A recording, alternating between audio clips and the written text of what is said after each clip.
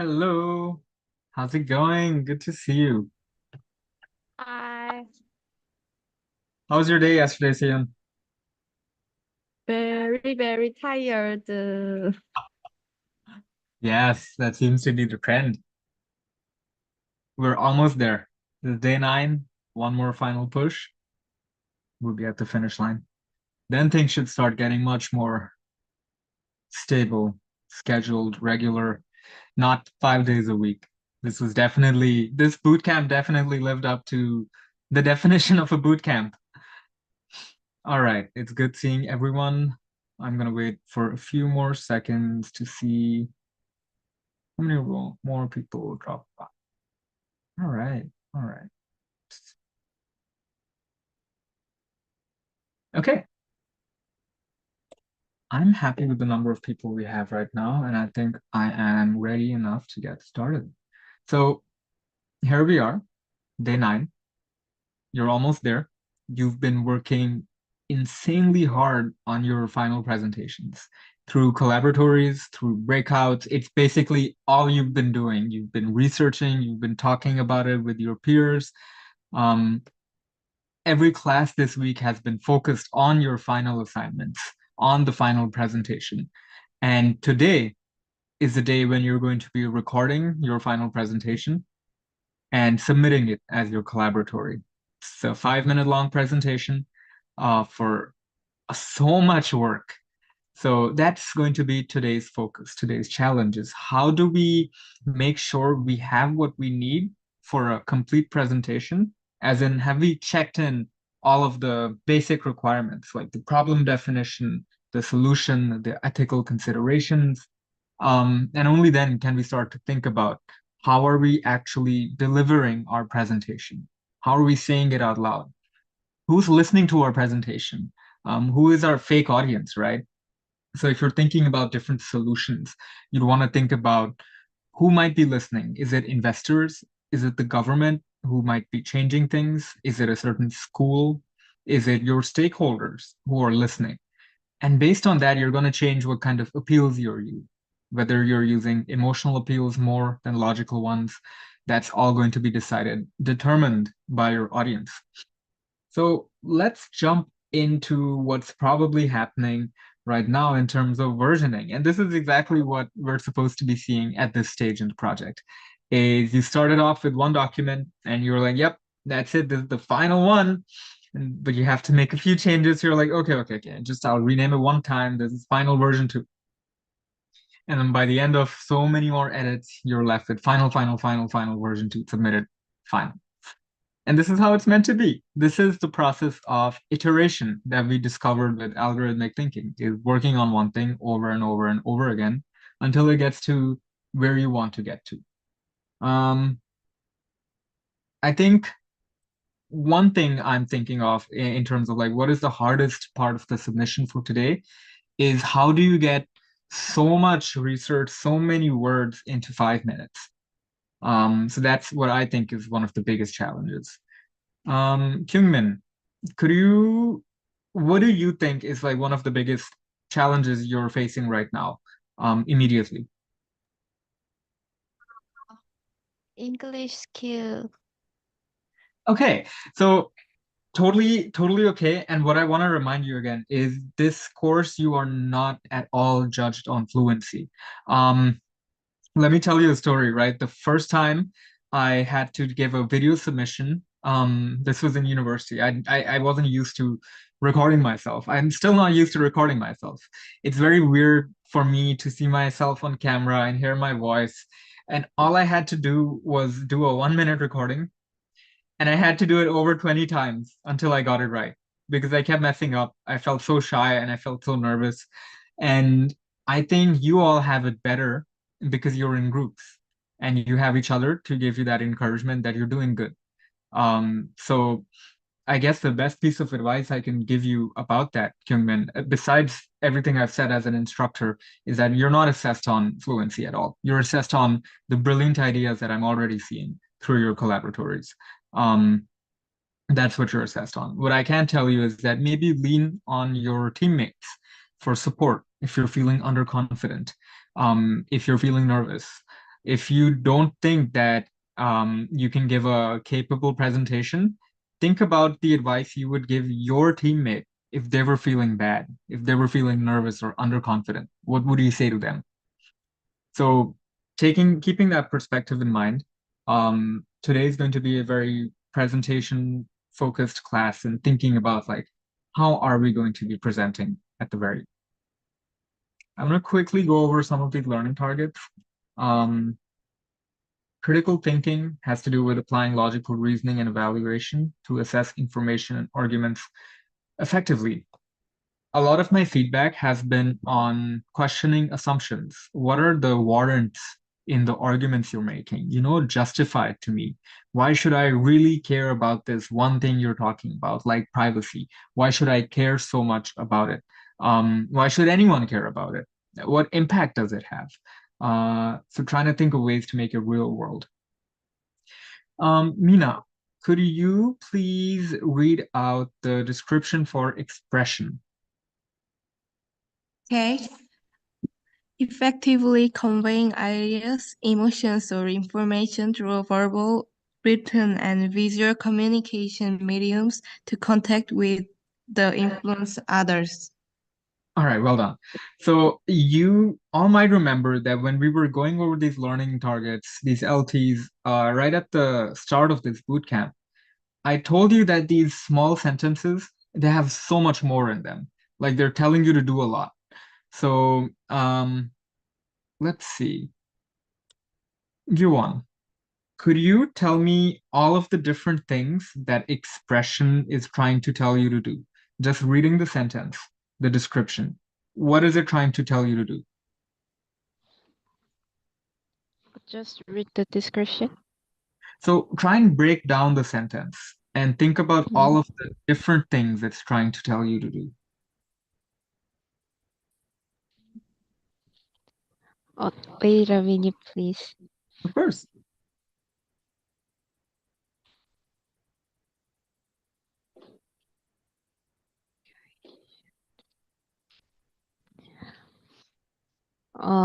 I think it's the description of expression is telling me to communicate with my teammates about the three main things: ideas, emotions, and information. So we should talk about our opinions, and we should think about how it might affect emotionally and the real factors about the problem. Really, really well said. This is exactly why expression is such a supercharged learning target. It has so much going on. And just like you said, it's asking you to do three things first: ideas, emotion, and information. Any three of these things you could be conveying. And how do you convey them? You could say it out loud, which you're going to be doing later. You could write it, which you are doing in your presentations, or you could show it visually, which you're showing through your flowcharts and through the other diagrams that you have throughout your presentation and your final report. Um, and what I really like about this learning target, I've mentioned before, is that it also tells you what it's for: to connect with and influence others. This final bit, influence others, is what I want you to be thinking about when you're delivering your final presentation. Okay, so something interesting today is that we're not going to have a glossary. So I wanted to take a second to share a word of my own. This isn't an English language word. It's a foreign language word, which makes, I think, this absence of a glossary feel a bit more interesting too. So I love this word. I'm going to tell you straight up. This is one of my favorite words, raison d'etre. And what it means is, it's a noun. It means a reason for existing. And it applies to so many different things. Every time I get you to think about the question of why you are here in this class, in this university, what do you hope to gain from this experience from the next few years? I'm asking you to think about your raison d'etre when it comes to academics, when it comes to higher education, or where you are in life. Similarly, on a smaller scale, your projects have a raison d'etre as well. Why does it really exist? Like actually thinking about the most fundamental, basic question, what is the reason for your project to exist? If you can answer that, you're going to have a much easier time answering these questions here. This is part of your final assignment checklist. This is gospel, right? This is extremely useful to have. You're going to be doing some of this in breakouts today as well. But just to give you an idea, this checklist breaks down your final assignment into 10 different pieces. The problem statement, proposed solution, ethical considerations, your flowchart, your argumentation, your clarity, engagement, collaboration, team dynamics, and personal growth. It's literally telling you what you need to have in your final presentation, in your final assignment, in your final report. Follow this. This checklist is extremely, extremely useful. And you're going to have a really good feeling when you are clicking these checkboxes. Is your report complete and ready to submit? Is your presentation ready? Just as a bit of prideful feeling as well, going back to those 4 ideas. And raison d'etre, of course, has everything to do with purpose. So going back to this idea of figuring out what is your group's purpose, making sure you are clear on that. All right. The time for me and yapping is closely coming to an end. So let's start talking about what you're graded on, the assignment rubric. Clarity of problem analysis, ability to identify key components and analyze biases. Seojun, how are you going to make sure that your group is analyzing biases? And I'm emphasizing the word sure because sometimes we tell ourselves, okay, we've analyzed these biases, we can move on. But you're actually biased in thinking that. I know it sounds a bit confusing, but let me shorten my question. How will you check that your team has analyzed biases correctly?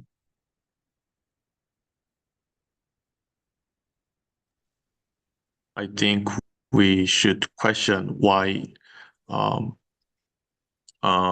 every bias, so um, we can know about why that bias is occurred and how to um, how to handle it. Well done on the third point, especially. I'm glad you brought up the how to handle it.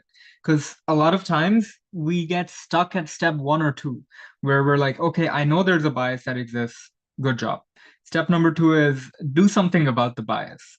You actually have to take some action, handle it, manage the bias in some way, and show me how you're doing it. Ethical considerations, which is about depth of thought in addressing ethical implications. This has all to do with what is right and wrong, morality, moral principles. I love talking about this, and I've talked a lot about, especially in my feedback, what I'm kind of looking for when it comes to ethical considerations. So let's see.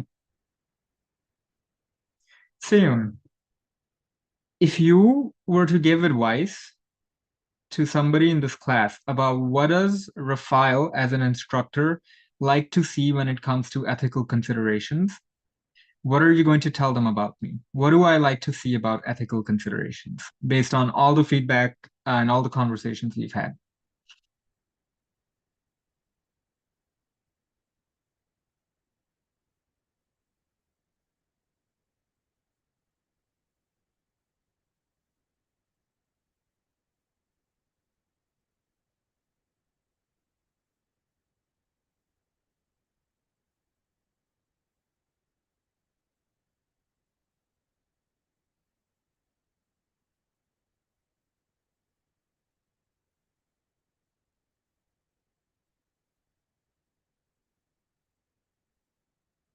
Think about it. I'm really biased towards ethical considerations. I openly declare this bias.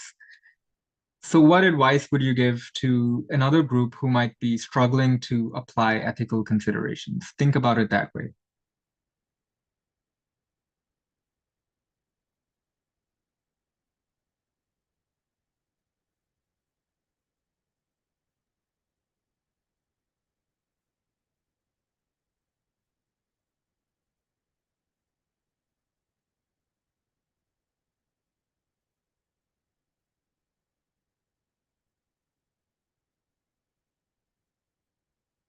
I can almost hear you thinking, Seyun. Tell me, what are you thinking about? Let's start somewhere.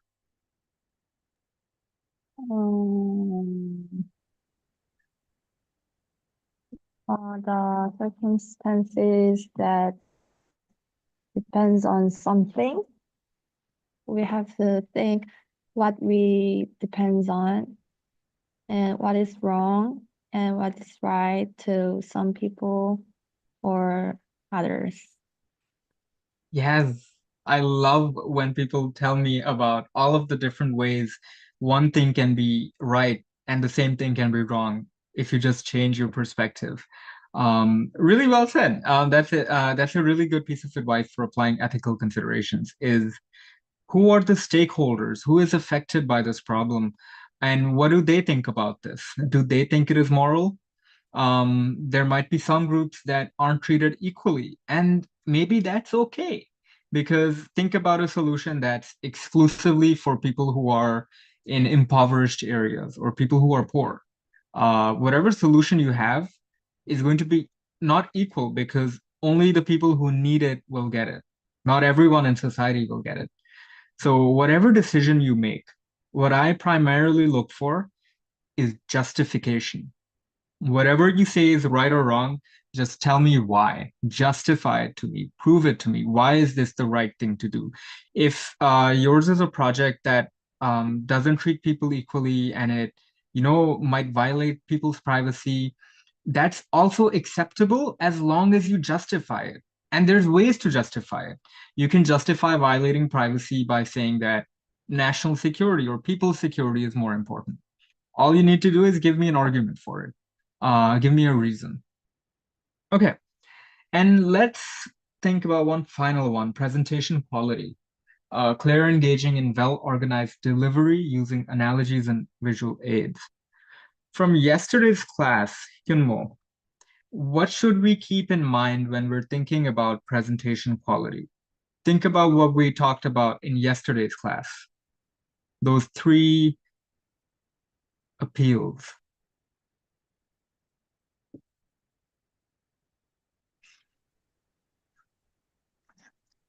Just wait a second. I have to recall. Yeah, you can pull up your notes if you want to.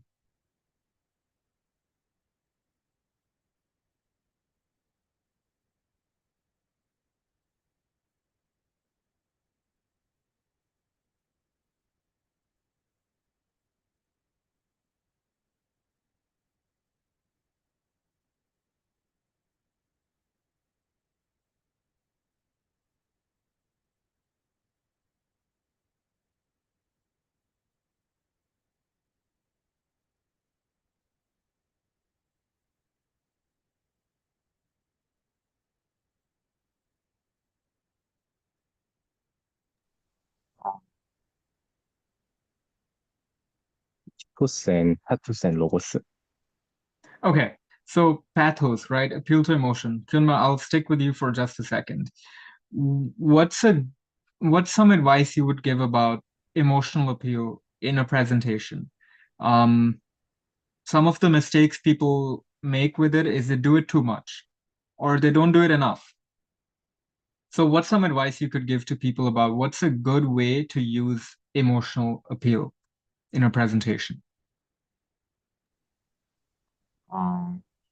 They can think in other people's perspective and think in their shoes. But like we can't do it too much because uh the presentation has to be based on logic, not emotion. So Yes, yes, I like this. There should be a good balance between your emotional appeal and the reasons and the logical things and the evidence that you're providing and the credibility that you're introducing through ethos. But where you can make it emotional, you should.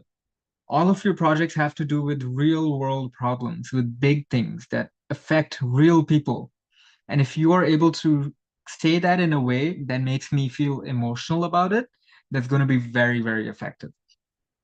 All right. So there's going to be a whole resource on how to record your final presentation, and it's going to be in your collaboratory. I'm going to make sure to share a link in chat later as well, so we can make sure we're all on the same page about what to do there. For now, we're going to be jumping into our preparation pool. And this is kind of a reflection of like, where do you need to apply the checklist right now? What's the most significant gap in your project based on the checklist? And again, here is the checklist, right? All of these things. So maybe your ethical considerations could use a bit of work. Maybe your flowchart could be more detailed, more organized, cleaned up. A lot of your flowcharts are in a really good place right now. But as you know me, what I'll say is there's always more that can be done.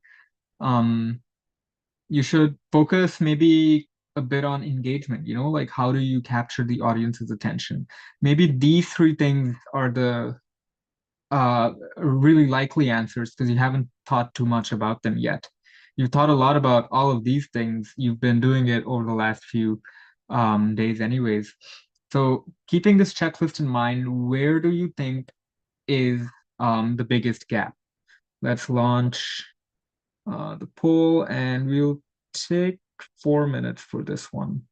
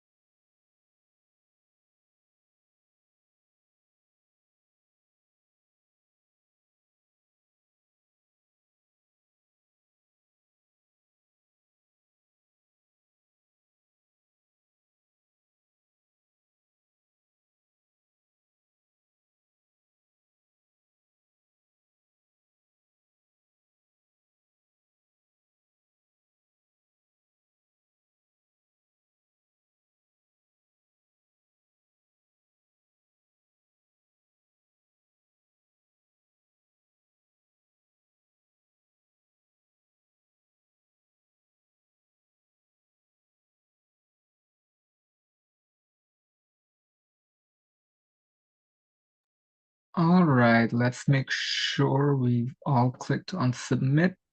I'm ending it in 3, 2, 1.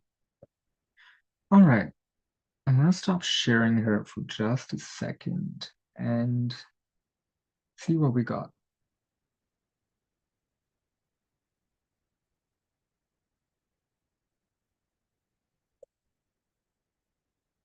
All right, I'm seeing a few common threads.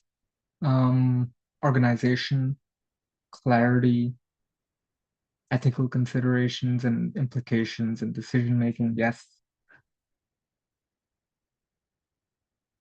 Yeah, there's a lot of overlap in terms of there are similar gaps that you all have that you're wanting to focus on, and it's really good to see.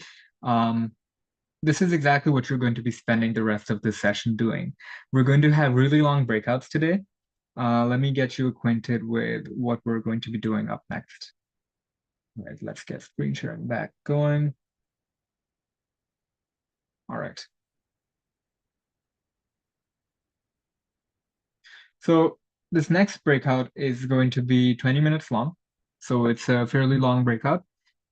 And you're going to be going through part of the checklist and seeing what progress you've already made and what needs to be done. So I'll give you a preview.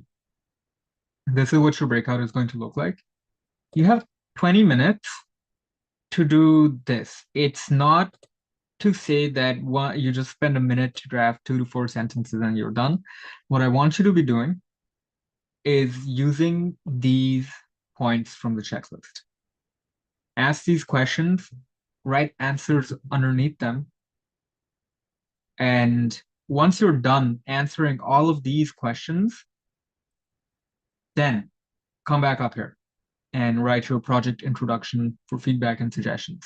So you are spending basically 20 minutes going through these kind of checklist questions and evaluation. All right. And since it's a longer breakout, of course, if you have any questions, any confusions, feel free to use the ask for help option, and let's make sure we get some good progress. I want to tell you that right as soon as this class ends, it's going to be collaboratory time, and you're going to feel the crunch. Make use of this time to be working on your final presentations by asking these questions. You're going to have a very big breakout after this, 40 minutes long, to just work on your final presentation. That's the time where you're going to be able to sit down and work on the slides. Right now, you need to be answering these questions. These questions will set you up for success. Okay, so I'm going to open up 4 rooms, do what we usually do, and these breakouts are going to be 20 minutes long. Let me paste in the links. Session 9. Okay. Here's the links. All the rooms are open. I'll see you in 20 minutes, and I'll be hopping in just to see how progress is.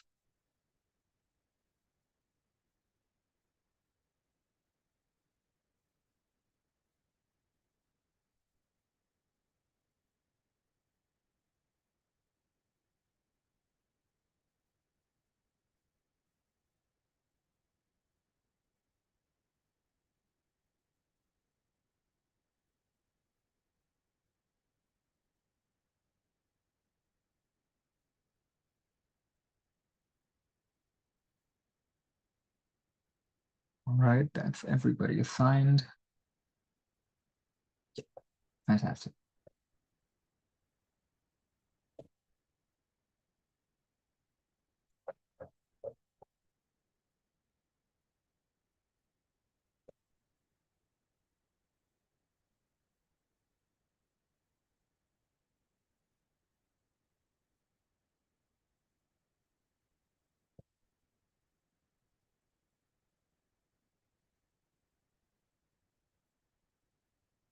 All right, students should be filling in these, answering the questions below.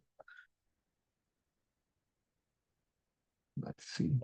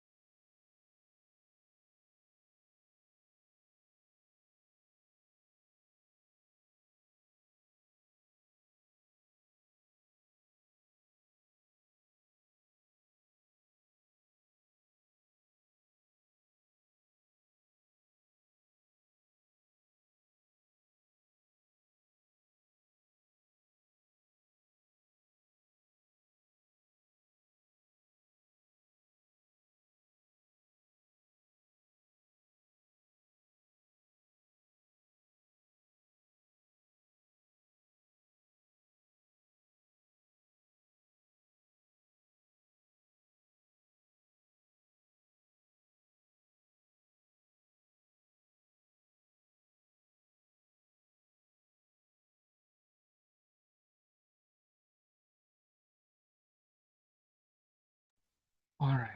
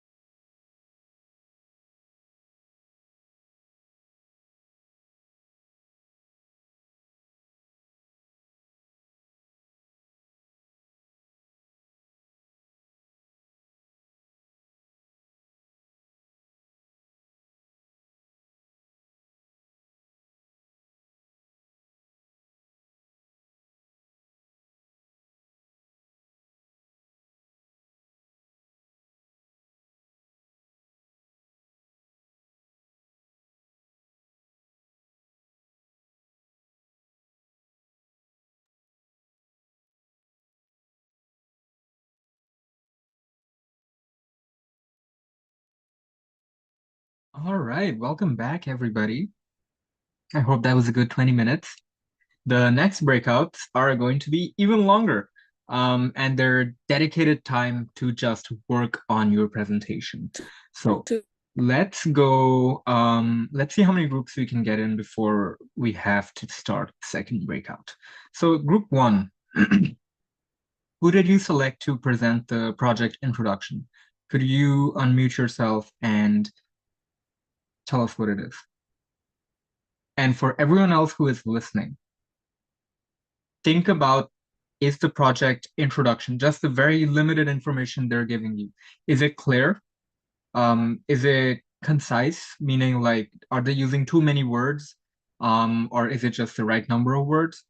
And is it relevant? Okay, so let's start with group one here. Okay.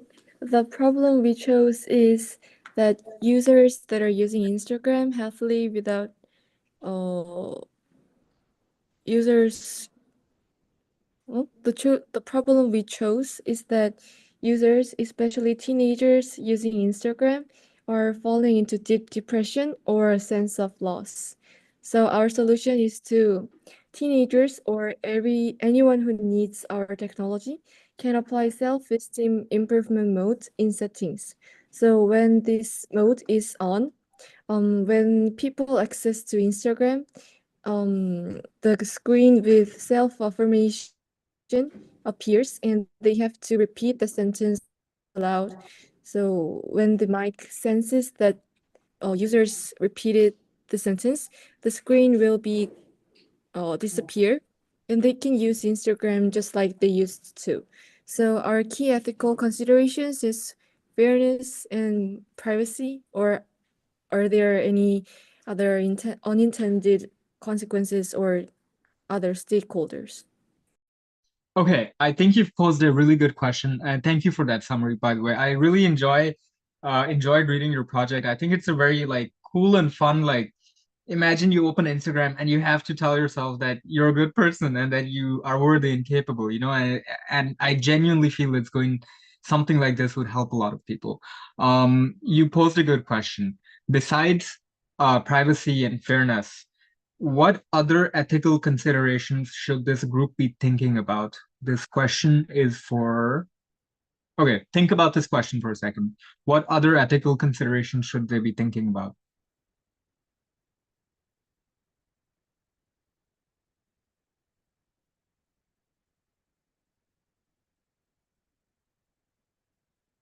Jiyun, what do you think?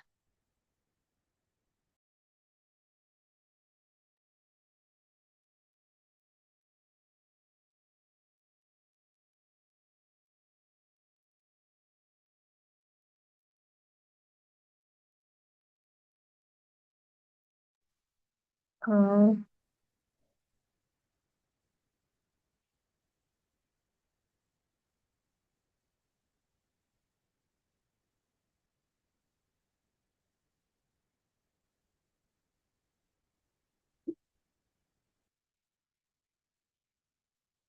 We have thought of it so much, so I have no other ideas, so I want other peers' opinion. All right, let's hear from somebody else. Let's, if you can think of other ethical considerations, think about going deeper into fairness or privacy. Maybe give them some advice on what they should think about when they're writing about fairness and privacy. So for this question, why don't we go to Dahe?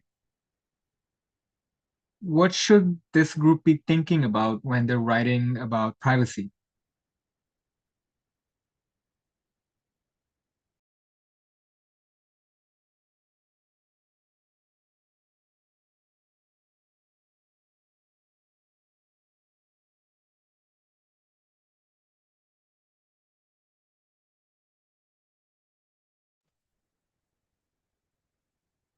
can you explain one more time? I'll give you a hint. When this group is thinking about privacy, they need to be asking themselves some questions. use 5 whys. What kind of questions should they be asking themselves? Give me 1 or 2 whys.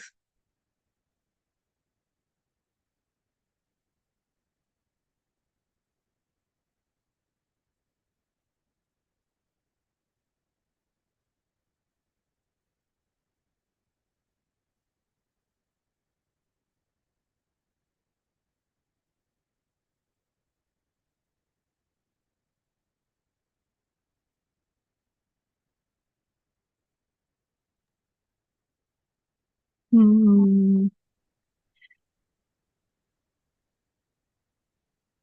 I have no idea. I think you can get to this.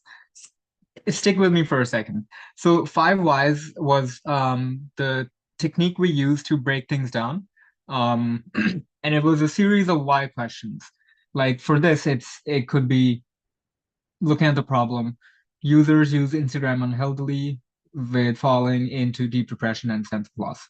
Why does Instagram use lead to deep depression? Why does Instagram use lead to a sense of loss? Why is a sense of loss a bad thing? You know, these are like the why follow-up questions. So about privacy, what why question can you ask? Any example? Think about it.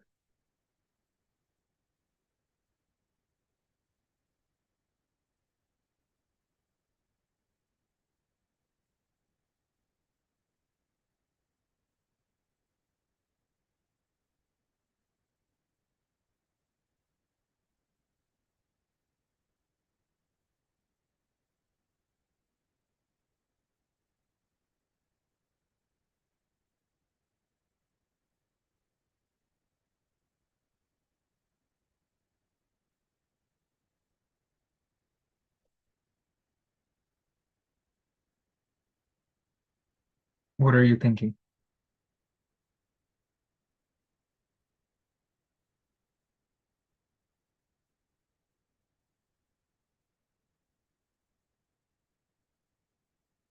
So one example I can start us off with is why is privacy relevant? Why is privacy important? I appreciate that you give it a thought. This is kind of like one of those questions where it's like, guess what's in the instructor's head? There's so many different answers you could give. Um, Next time, take a guess, give a shot. There's a lot of benefit in hearing wrong or incorrect or incomplete answers because that's how we get more and more information. That's how we get discussion going. But I really appreciate that you gave it a shot and you thought about it. So one of the questions that could be asked is, why is privacy relevant? Why is it important? It's one of those things that's really hard to get people to care about because it's like this abstract concept that's floating somewhere. We can't, like, what is privacy? Can you put your hands on privacy? I can hold a pen. I can't hold privacy. So it makes it confusing. I can lose this pen. What does it mean for me to lose privacy? See, questions like these are what will make your ethical considerations even deeper. So this is just general feedback for everyone. Very applicable. Okay, let's maybe get in one more group and we can start thinking about the next breakouts then. So how about we go to group 2? Who did you have selected to present your project introduction? Let me pull it up.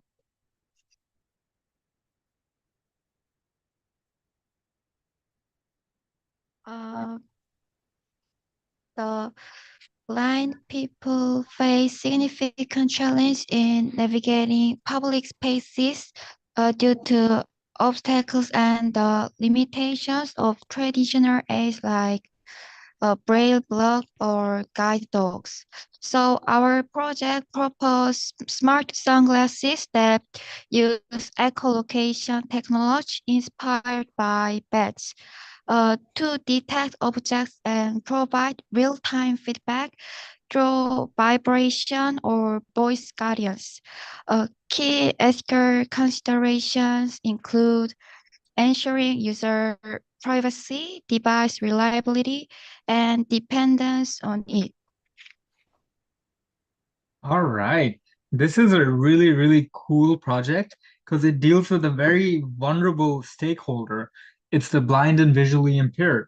And it's trying to think of a way to create these smart sunglasses that are able to use their analogy was really cool too with bats, the way they use sound to figure out how far things are, even though they can't see. Using that analogy to think about technology, sunglasses, and basically being able to map out where you are using nothing but sound, and then translating that to vibration and voice guidance. They've identified key ethical considerations, including user privacy, reliability, and this one was really interesting, very well thought out, dependence. So, any feedback on maybe, let's see.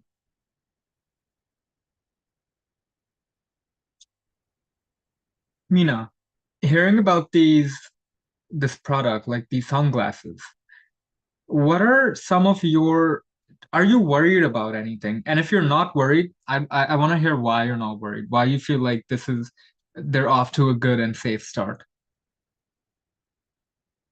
Um,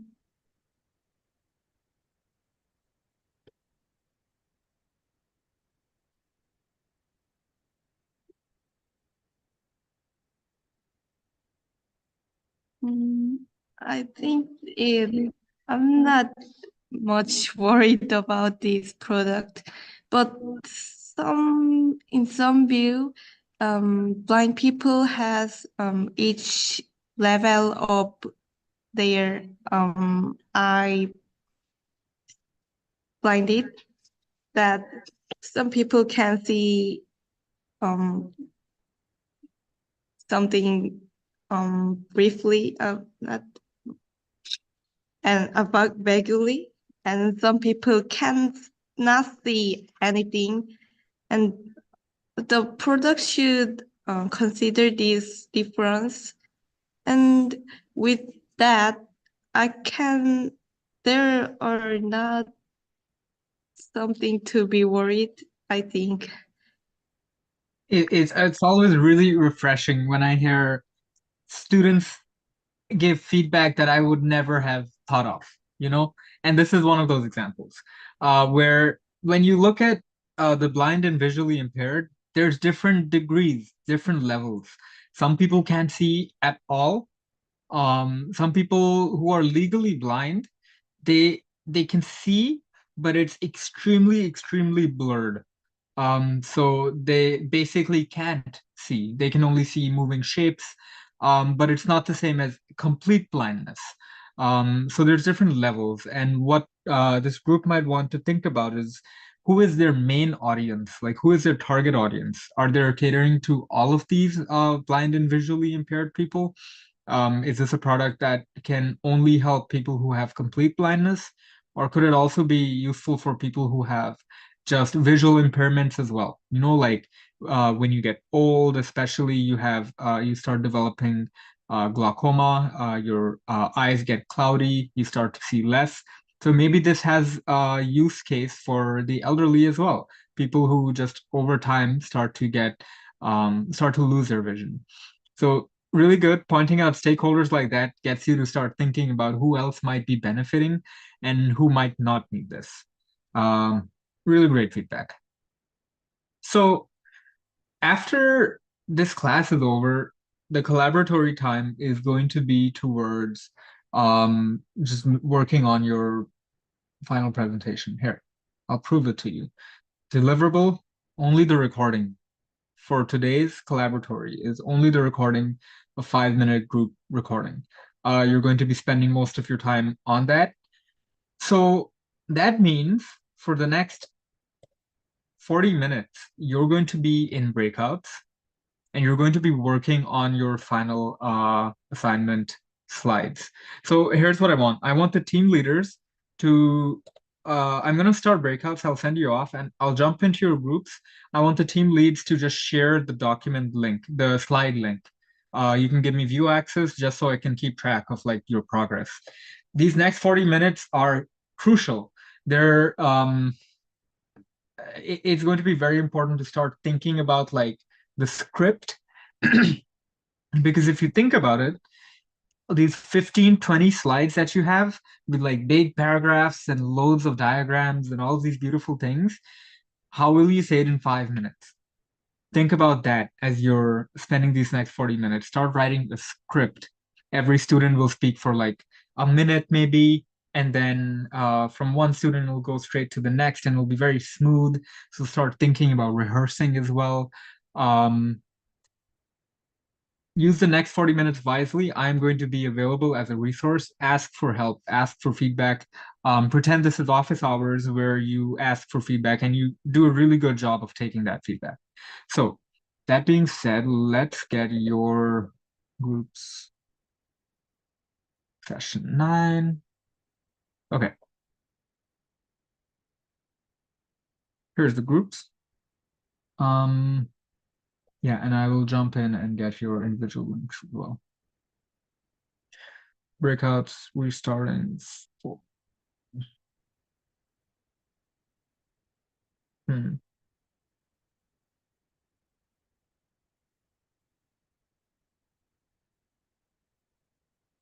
Okay. There we go. Rooms are open again. Best of luck.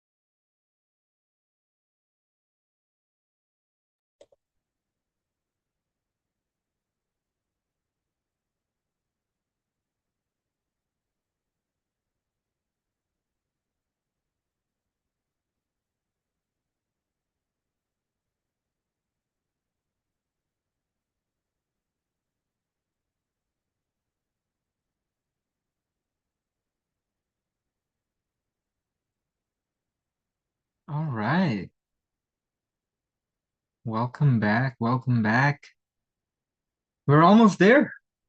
We're done with day 9. All we have left is a reflection poll. Let me launch it and then I'll give you a quick run through of the collaboratory and I'll send you off.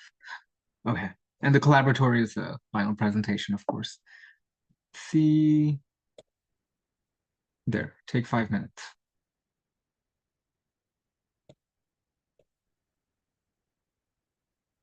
Which learning target is the most important for your assigned portion of the presentation?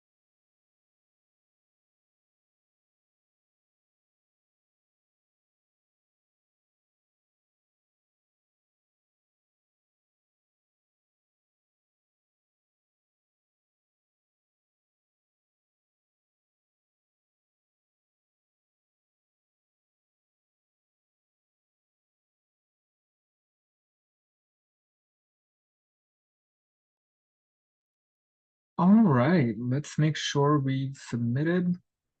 I'll end it in 3, 2, 1.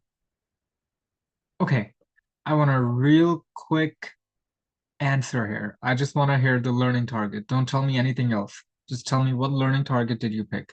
Diane, what Yes. learning target? I think expression is the most important learning target because we learn deeply how to express our ideas simply and how to visualize our solution. And especially when I make the presentation, I read about what design is good to see.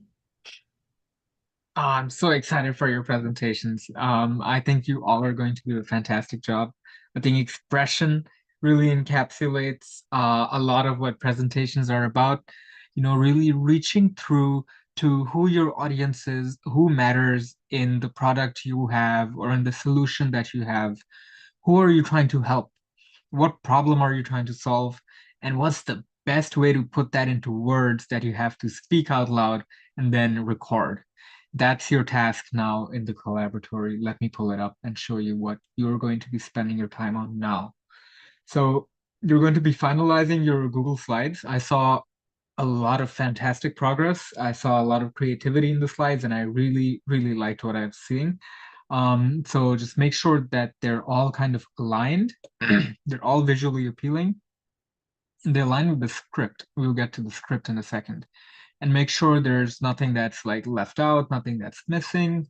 And then you need to make sure you have a script, something that you're reading off of, because all of those big words and those 20 plus slides, you need to smush that into 5 minutes. So having a script is going to be a really smart way to do that. Around 1 minute per student, depending on how big the group is. Okay. Then you're going to be recording. Let me paste here. Let me paste this in chat as well. Have this open, right?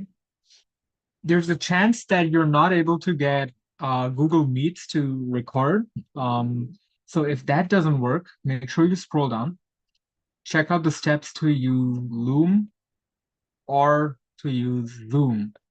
Make sure one of you in the team is working on this. Make sure you already have it set up so that it's not like 10 minutes are left before submission time and you're just done with your presentation. Then you're like, okay, let's record, we can do this, we can do this.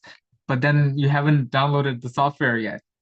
And then you download the software and it's 5 minutes, and then you download the file and it's another 5 minutes, and it takes another 5 minutes to upload. Plan ahead for that. This one's a bit more technically oriented because you're submitting a recording of an MP4 of a video. So plan ahead, assign one person to do this stuff before, please.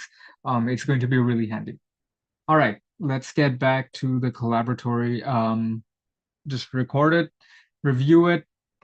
If you mess up, don't stop the recording. Keep going because you can just make edits. Just chop it up and make edits.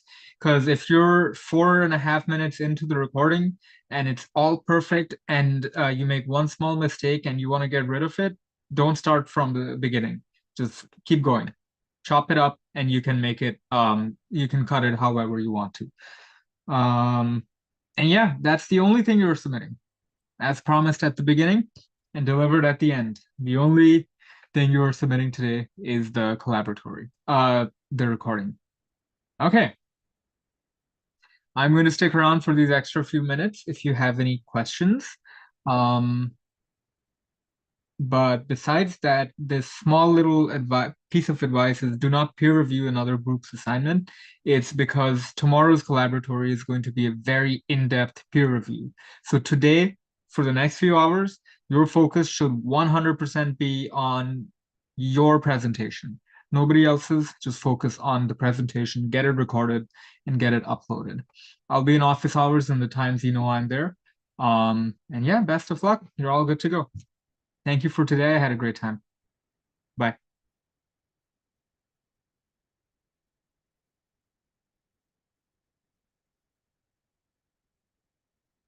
All right. That's a wrap.